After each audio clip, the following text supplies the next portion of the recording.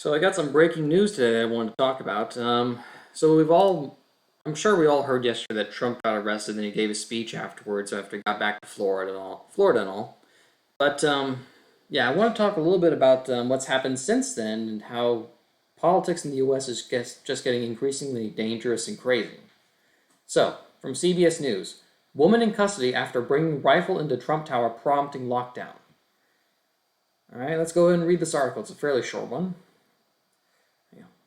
A woman was in custody Wednesday afternoon after carrying a rifle into Trump International Hotel in Tower, Chicago, prompting an hours-long lockdown. Police said SWAT officers responded to a domestic-related incident at the building at 401 North Wabash shortly after 11:15 a.m. A source said the entire building was placed on lockdown with no one allowed in or out due to a woman with a rifle in the hotel portion of Trump Tower. Officers partially blocked off streets surrounding the building, and at least 2 armored SWAT trucks were on site for more than 3 hours. Around 3 p.m., police confirmed the woman had been taken into custody and was taken to the hospital for evaluation. So yeah, that's about all that I've been able to figure out so far. I've read that somehow this is like a domestic kind of incident. I'm not really sure. No more context was provided other than that. It's a domestic incident where I don't really know what that's supposed to mean. What we do know is that yesterday Trump was arrested. We know that political violence and polarization has been escalating in the United States, and now we have this. A woman goes to Trump Tower in Chicago, and she brought a rifle.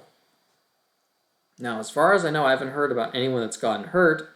Seems like this woman's been detained and been brought to a hospital, but that's about all I really know. But yeah, we got a couple of Twitter feeds that kind of show what's going on. So from Raw's Alerts here. So this is a video out of Chicago, Illinois, right outside Trump Tower. You can see in the back of there, hotel and something written on a banner or something. You can see SWAT and police in what looks like Kevlar, and big crowd gathered outside in what is presumably an urban area. So yeah, it looks like Chicago to me. Got another thing from Benny Johnson. Some person is up in a tall building with filming down on the street level, and there's a bunch of police cars lined up on a bridge out there.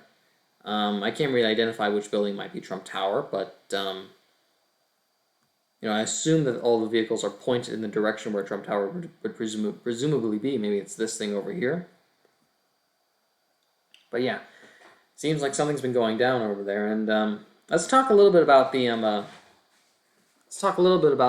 indictments that have been put against Trump.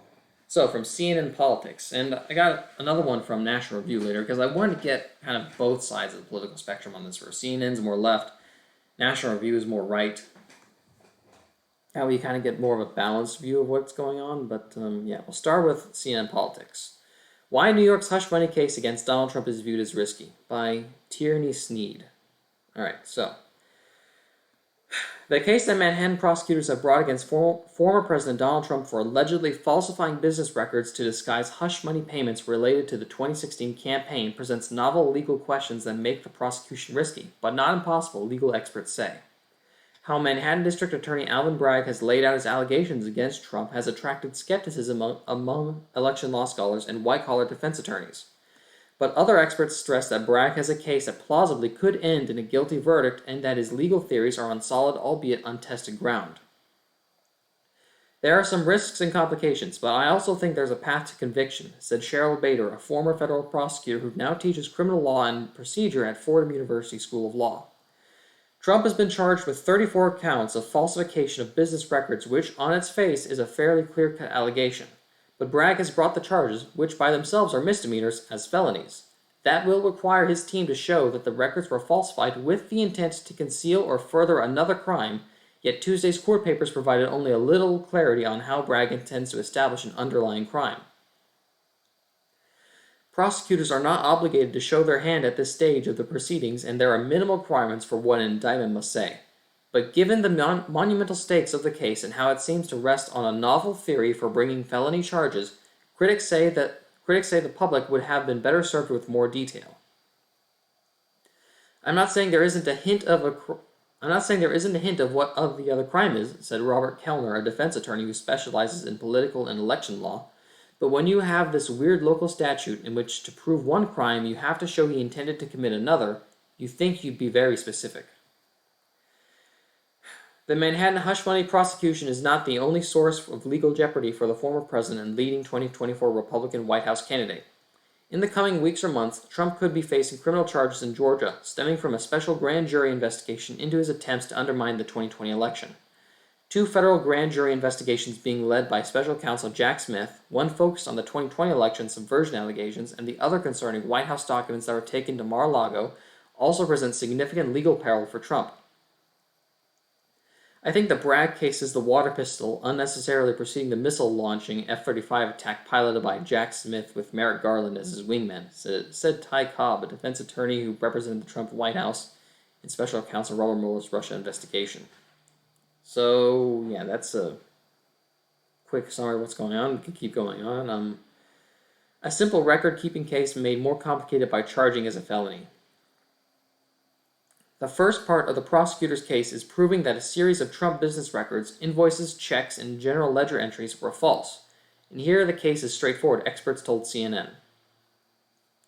Prosecutors will have physical evidence showing that the checks cut to Michael Cohen were wrongly documented as being for legal fees, when in fact he was allegedly being reimbursed for paying off adult film star Stormy Daniels. If Bragg was bringing the charge solely as a misdemeanor, he need to just show that the records were falsified with the intent to defraud, another fairly easy hurdle to overcome. But Bragg has brought 34 counts, all as felonies, and convincing courts, and ultimately a jury that this is justified will be the trickiest part of the case, according to Paul S. Ryan, an elections law expert who is Deputy Counsel Director for Funders Committee for Civic Participation.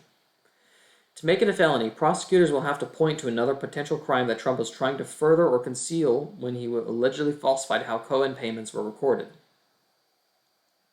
Exactly what this underlying crime was is not specified in the indictment itself, but rather teased in an accompanying statement of facts in prosecutors' remarks Tuesday. They describe an unlawful scheme to influence the 2016 election by keeping damaging information about Trump from reaching the public. The district attorney's theory, as well as the lack of transparency around how Bragg intends to lay it out, is raising concern about whether the case will stand up in court. Election law expert Rick Hazen? We'll go with Hazen. Election law expert Rick Hazen told CNN it was far from a slam dunk. It raises some political questions on whether this is the case to bring, said Hazen, a professor at UCLA School of Law. The complexity makes it possible that years of litigation lie ahead before the case is fully resolved. I see this case as probably ultimately going to the U.S. Supreme Court, said John Coffey Jr., a white-collar crime professor at Columbia Law School. You don't convict an ex-president on a novel legal theory without the Supreme Court looking at it. And that could be true. But that would be a pretty interesting way, because right now it's being prosecuted by the New York District Attorney, and then it have to be appealed and get its way into federal courts before it could get to the Supreme Court, I guess. I don't know, this whole thing's pretty crazy. Moving on. How much more do we have, actually? Yeah, we'll just finish this last segment. 3 routes to a felony, each with their own obstacles. Manhattan prosecutors have teased 3 different potential underlying crimes that could support the felony charges, but each present their own assortment of novel legal questions. The first apparent argument is that the business records were falsified to conceal the federal campaign finance crimes committed with the 2016 hush money payments to women alleging extramarital affairs with Trump, crimes to which Cohen pleaded guilty in 2018. Hazen said he was skeptical that a federal campaign finance prosecution could be used to back charges in a state court. Bragg's defenders have noted that the New York false record statute seems to contemplate the commission or concealment of any crime, and therefore, they argue, it covers federal law violations. Either way, the question could be litigated in the pre-trial phase. The second potential underlying crime is a state election law Bragg referenced in his press conference. A New York misdemeanor prohibiting 2 or more people from conspiring to promote a candidacy by unlawful means. Election law experts were divided on whether that state crime allegation could work as the foundation for the felony.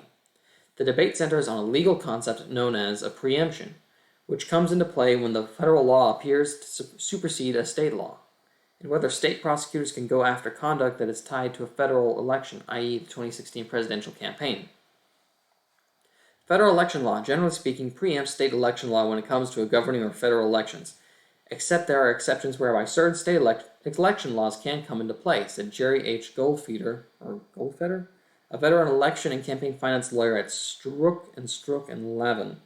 Apparently, prosecutors have looked at this seriously enough to conclude they were within their bounds.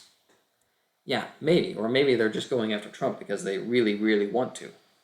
I mean, we'll get into the polls later, but that's just another potential theory. I mean, in addition, this DA could just be going after Trump because he thinks that if I'm the guy who indicted Trump, I'll always be the guy who indicted Trump. I mean, he's essentially made his political career doing that, win or lose. I mean, if it winds up getting appealed to a higher court and then it gets thrown out, well, then he still wins because, I mean, he's the one who indicted Trump. If it winds up failing in the first court, it doesn't matter. He's still the guy who indicted Trump. No one else did that.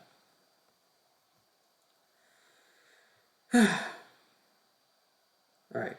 Finally, the charging paper seemed to hint that there was an intent to violate New York tax law, suggesting that rationale could be used as the backing for the felony.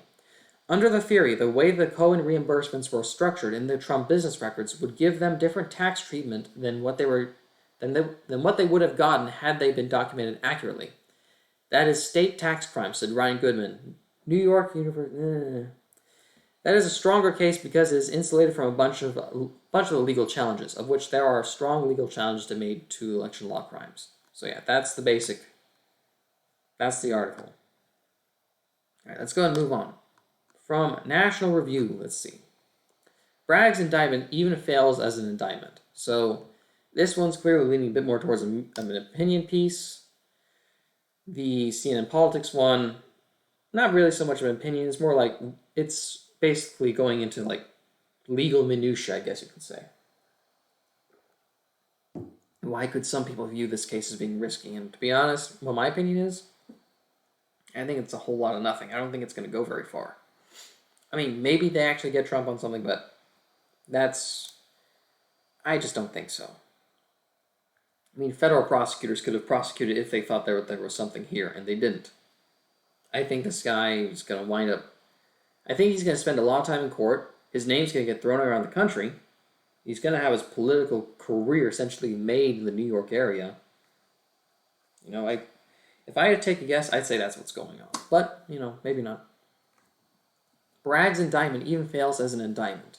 So, what a disgrace. It's always possible to be surprised. The indictment brought by Manhattan-elected Democratic District Attorney Alvin Bragg against Donald Trump is even worse than I had imagined. Bragg's indictment fails to state a crime, not once, but 34 times. On that ground alone, the case should be dismissed, before one ever gets to the facts that the statute of limitations has lapsed, and that Bragg has no jurisdiction to enforce federal law if that's what he's trying to do, which remains murky. Bragg's indictment charged 34 counts, just as we said it would, based on media reporting that clearly came from illegal leaks of grand jury information, a crime, you can be sure, that goes in the overflowing bucket of serious offenses that Bragg refuses to prosecute. I mean, yeah, that shouldn't have been leaked, but it did. So, I mean, I'm not sure what can be really done about it other than you investigate and try and find the person responsible for leaking it.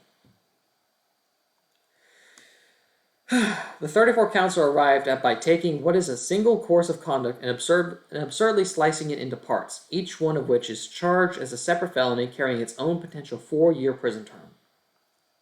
Trump reimbursed Michael Cohen in monthly installments during 2017 for the $130,000 paid to porn star Stormy Daniels right before the 2016 election for her silence about an alleged affair. That, in reality, is a single transaction. Trump paying back a debt to Cohen. Yet because Trump paid in installments and each installment includes an invoice from Cohen, a bookkeeping entry by the Trump Organization, and a payment to Cohen by check, Bragg not only charges each monthly installment separately, he subdivides the installments into installments, as if the invoice, book entry, and check were independent criminal events. Voila, one transaction becomes 34 felonies. You know, that just seems kind of crazy to me. I mean, maybe you could, if there was an actual crime here to prosecute, and if it wasn't past the statute of limitations, then maybe you could try and prosecute him for every single instance that money was transferred. But in reality, it's just one transaction cut into multiple parts, so... Again, I'm not really sure, but it seems as though this guy is just. It makes a big splash, saying that Trump is facing 136 years in prison and 34 different felonies, right? All right, let's move on. As I observed a few days ago, this is exactly the sort of abusive behavior that rogue prosecutors engage in, and thus that the Justice Department admonishes federal prosecutors to avoid. Here, from the Manhattan DA's office that the legendary lawman Robert Morgenthau led for 34 years no less, we now have as egregious an example of this low tactic as one can find. In a real prosecutor's office, the DA is the adult who makes sure his inexperienced young subordinates don't abuse their enormous power this way. In the Manhattan DA's office, Bragg is the exemplar of abuse. Yeah, but everything's different. It's Trump, it's political. You'd hope that people would be sane and rational. But, I don't know, politics is anything but sane and rational these days. The tactics only further demonstrate the shoddiness of the case. A prosecutor holding a weak hand tries to hoodwink the jury into believing the defendant must be an incorrigible criminal despite the lack of evidence. Hence the dozens of counts. A prosecutor holding a weak hand also hedges his bets in this way. The jury may flush most of the indictment down the drain, but the unscrupulous prosecutor knows if he can secure a single guilty verdict, even with 33 acquittals, he has achieved his objective of branding his target a felon. I mean, that could be true. I'm not exactly a legal expert or know how the justice system works or what the general philosophy or strategy of a DA might be, but that could be true. The worst due process abuse of Bragg's indictment, however, is that it's not an indictment. The Constitution's Fifth Amendment guarantees that Americans may not be accused of a serious crime, essentially a felony, absent an indictment approved by a grand jury. The indictment has two purposes. First, it must put the defendant on notice of exactly what crime has been charged so that he may prepare his defense.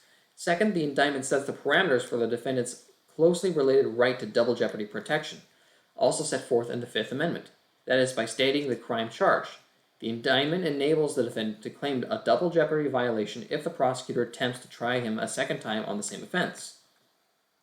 Well, that also depends on exactly how honest the DA in this area wants to be. Double jeopardy protections are important, right? Maybe this guy wants to abuse it. Maybe he's incompetent. From what I know, this guy pretty much just ran on being the guy who's going to indict Trump, and he did. Maybe he wants to indict him a second time. I don't know.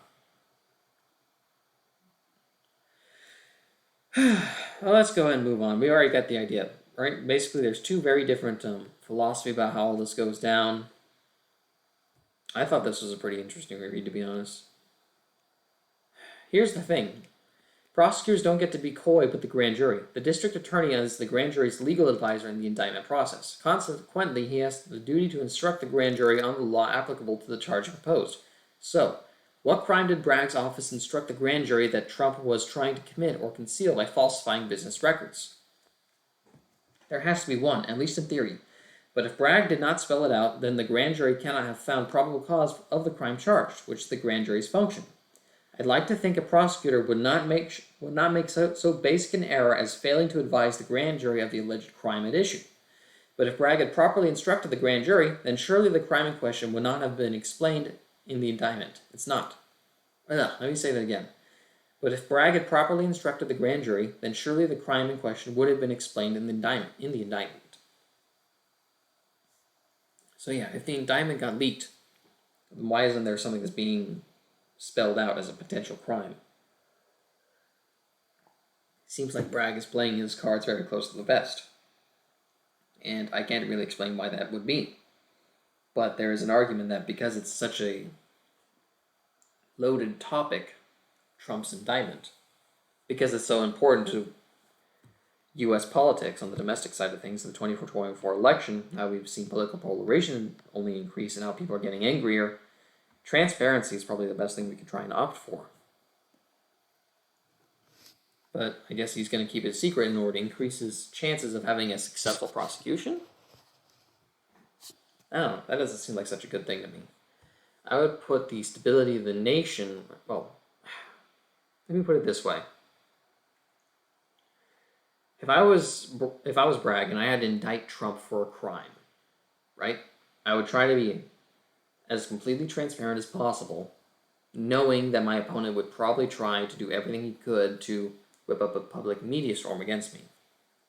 Granted, mainstream media is going to be on the side of Bragg in any case, so he doesn't really have to worry about that. He would just have to worry about independent media, which has a much smaller reach. I don't know, it just seems kind of dishonest. And at a time when everyone's getting angry about politics, honesty is the best solution to try and get everyone to calm down. Moreover, the document Bragg has the temerity to label his statement of facts filed with the court in tandem with the no-notice indictment is itself a work of fiction. He alleges that Trump falsified the records to conceal damaging information from the voting public during the 2016 presidential election. But every one of the 34 acts that Bragg charges as felonies happened after the 2016 election, from February through December 2017. Now that's a big deal. Again, I'm not totally familiar with all the aspects of this, but that is a significant fact. And you can't exactly conceal something from the public for an election if the election's already happened, right? I mean, if it was being alleged for the next election, sure, but it's quite a ways away at the time. Bragg would like to be able to charge Trump with keeping unflattering information from the voting public, but all candidates for public office, no doubt including progressive Democrat elected to the Manhattan District Attorney's post, try to airbrush unfavorable information. That's electoral politics. Bragg's problem is that it is not a crime to pay people for their silence. Non-disclosure agreements are not just legal, they are a staple of the civil justice system. And I think that's being maybe a bit too much of a defense of Trump, I guess you could say. Look, here's my opinion on whether or not Trump might have had sex with Stormy Daniels. There's a good chance he did. I mean, it's kind of gross. But I mean, Stormy Daniels is essentially a prostitute. She literally sells herself on camera and engages in sexual acts with other men for money. I don't know how else you define her. I mean, you could call her a porn star, but I don't know, man. Seems like where do you really draw the line? It's pretty much the same thing. If you engage in sexual acts with another human being for money, then you are a prostitute. If you do it for money and also on camera so that it can be sold for money, isn't that really just the same thing with just more attached?